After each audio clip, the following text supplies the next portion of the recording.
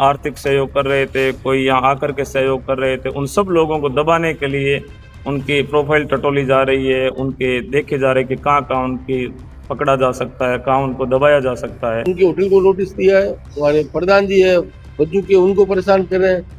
और भी यहाँ हमारे 15-20 साथी है, उनके घर पे कई तरह के सर्वे करवा रहे हैं, उनको परेशान कर रहे हैं। घी सीधी उंगली से ना निकले तो उंगली को टेढ़ी कर दो। शांति तरीके से बैठे लोगों को इस तरह परेशान कर दो ताकि वो धरने में पहुंच ही ना पाए। उनके घर दुकान पर नोटिस भेज दो ताकि उनकी आवाज को दबा दिया जाए। यही देखने को मिला बीकानेर खेजड़ी बचाओ आंदोलन में।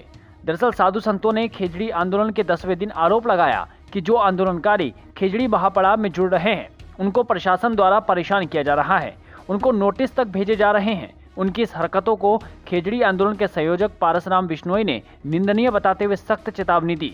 वहीं दूसरी ओर संतों ने सरकार को धमकी देते हुए ये भी कहा कि उनके आने वाले मुकाम मेले को भी साधु संत खेजड़ी के नाम कर देंगे और लाखों की तादाद में दोबारा महापड़ाव करेंगे। इसके अलावा पॉलिटिकल पंचायत के बीकानेर संवाददाता आनंद आचार्य से खेजड़ी आंदोलन से जुड़े लोगों ने सरकार प्रशासन पर क्या आरोप लगाए वो भी जरूर सुनिए। प्रेस कॉन्फ्रेंस में आज इसलिए रखी गई है कि आंदोलन से जुड़े हुए जो लोग थे उनके ऊपर सरकार प्रशासन अलग अलग तरीके से उनको दबाने के लिए कायरतापूर्वक कई प्रकार की कार्रवाई कर रही है। जैसे मनोज जी के होटल के ऊपर उनको नोटिस दिया गया है। दूसरे कई लोग जो आर्थिक सहयोग कर रहे थे, कोई यहाँ आकर के सहयोग कर रहे थे, उन सब लोगों को दबाने के लिए उनकी प्रोफाइल टटोली जा रही है, उनके देखे जा रहे हैं कि कहाँ उनकी पकड़ा जा सकता है, कहाँ उनको दबाया जा सकता है। यानी ऐसी नीतियों से, दमनकारी नीति से ये लोग दबने वाले नहीं है। यदि हम सब लोगों को आप दबा भी दोगे तो ये पूरे समाज के घर घर से लोग निकल करके आएंगे, घर घर से पर्यावरण प्रेमी निकलेगा। उन सबको कहाँ से दबाओगे?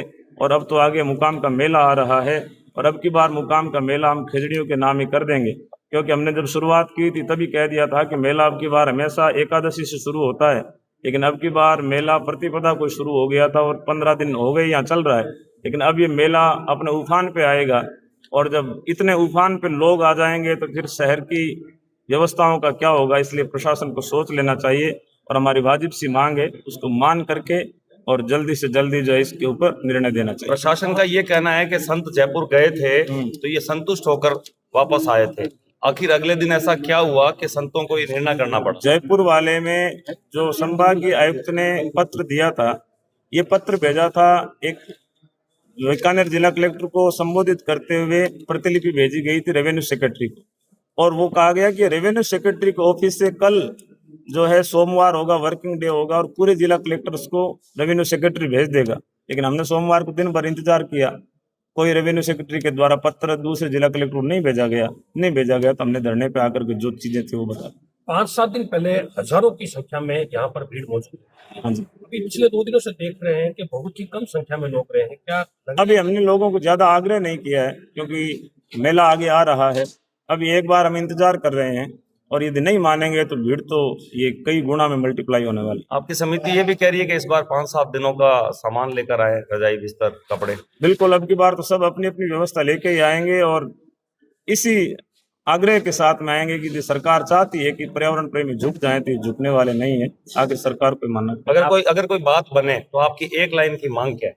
एक लाइन की मांग यही है कि जो रेवेन्यू सेक्रेटरी इस चीज को पूरे जिला कलेक्टर को पाबंद कर दे कि खेजड़ी किसी भी सूरत में नहीं कटनी चाहिए, पेड़ नहीं कटने चाहिए और इनकी रक्षा करना राज का धर्म है और राज के जितने भी अधिकारी है, कर्मचारी है, वो इसके लिए पूर्ण रूप से पाबंद है। ऐसा आदेश जैसे ही वहां से निकलेगा हम तो धरना जो है इसको। प्रशासन को भरोसा नहीं है, वो कह रहे हैं कि अगर फिर ऐसा आदेश निकाल दिया तो आप लोग नहीं। लिख करके ले लो, हमारे से शपथ पत्र ले लो, कल भी दे दिया है, अब भी ले लो। अच्छा, आपने दे दिया है? हाँ, शपथ पत्र दे दिया समिति की तरफ से। और कुछ लेना है तो और कुछ ले लो, एफिडेविट ले लो, लेकिन कहीं तो मानो। आप पे तो हमने इतनी बार भरोसा किया, एक बार आप भी कर लो। आपने अल्टीमेटम दिया एक दिन का आज? हाँ, आज शाम तक यदि हमारी मांगे नहीं मानी गई तो फिर शाम को जो हमारा निर्णय होगा वो बहुत ही एक अलग तरीके का होगा। शुक्रिया। कदम कुछ कड़ा करना पड़ेगा। सरकार हमारे पर्यावरण प्रेमियों को विभिन्न माध्यमों से तंग कर रही है। उस तंग की वजह से अब हमने कड़ा कदम उठाने का फैसला किया और आगे मुकाम मेला है, हम सभी जो वहाँ दर्शनार्थी है उनको कह रहे हैं भाई 4 दिन पहले आएंगे, 4 दिन और 7 दिन की व्यवस्था के हिसाब से बुला रहे हैं। 1 हफ्ते की व्यवस्था लेकर आप यहाँ आओ। प्रशासन ने अब आपको आंदोलन को चलने का भी प्रयास कर दिया है, नोटिस दे रहे हैं, तो आपके समर्थक है तो धरने में दे रहे हैं। क्या है प्रशासन के? तो एक कायरतापूर्ण हरकत है, ये कोई आरक्षण की मांग है नहीं, सरकार के खिलाफ आंदोलन है नहीं, ये तो हम पेड़ों की रक्षा के लिए बात कर रहे हैं। पेड़ों की रक्षा के लिए भी अगर इस प्रकार की कायरतापूर्ण हरकत करेंगे तो उसका हम ठोस जवाब देंगे। प्रशासन ने किन किन को नोटिस दिया है? काफी जनों को नोटिस दिया है, या पार्षद है मनोज जी, उनकी होटल को नोटिस दिया है, हमारे प्रधान जी है बज्जू के, उनको परेशान कर रहे हैं, और भी यहाँ हमारे 15-20 साथी है, उनके घर पे कई तरह के सर्वे करवा रहे हैं, उनको परेशान कर रहे हैं। क्यों दे रहे हैं? क्यों दे रहे हैं? केवल इसलिए कि आंदोलन को किसी प्रकार खत्म कर दें हम। अब 2 बार सीएम से वार्ता हो गई, वजरलाल की सरकार है, तमाम नेता आ गए, अब क्या लगता है इसका निर्णय क्या रहेगा? नहीं कुछ नहीं, हम तो ये एक आदेश मांग रहे हैं कि राजस्थान स्तर पे एक आदेश निकाल दो आप, रेवेन्यू सेक्रेटरी स्तर का, कि भाई इसमें सभी जगह खेतरी काटना प्रतिबंध है और जो काट रहे हैं उनके खिलाफ कार्रवाई हो। तो प्रशासन क्यों नहीं सुन रहा है? वो कहीं न कहीं इनकी मिली भगत है सोलर कंपनियों के साथ, उसी वजह से नहीं सुन रहे। तो क्या आज निर्णय आप रखोगे? आज तक बिल्कुल कठोर निर्णय करेंगे, तो साइंस जब देखते हैं इनको, वरना हम वापस आह्वान करेंगे और सबको वापस यहाँ इकट्ठा करेंगे, लाखों की तादाद में इस बार हम बैठेंगे। अगला कदम हम तो इतने दिन शांतिपूर्ण तरीके से कर रहे थे और अभी भी बार बार निवेदन कर रहे हैं, लेकिन सरकार ने जो है वादा करके मुकर गए हैं। तो आगामी कदम मुकाम मेले पर हम जो है बड़ा कदम यहाँ उठाएंगे, बड़े लोगों को यहाँ बुलाएंगे और जो है बीकानेर शहर के अंदर लाखों की तादाद में पर्यावरण प्रेमी पहुंचेंगे। प्रशासन ने नोटिस देने भी शुरू कर दिया है। प्रशासन ने हमारे से जुड़े हुए जो लोग थे, कुछ भामाशाह थे, उनको टॉर्चर करने का प्रयास किया है। ये बहुत ही कायराना हरकत है और हम इस बात का सभी पर्यावरण प्रेमी भारी आक्रोश है और हम इसका कड़े शब्दों में निंदा करते हैं। जिला कलेक्टर जो बीकानेर, यहाँ हर प्रत्येक IAS अधिकारी का 2 साल का कार्यकाल होता है, लेकिन इनका 3.5 साल हो गए। ये साफ जो है साबित हो चुका है कि ये जो है सोलर कंपनियों से मिले हुए।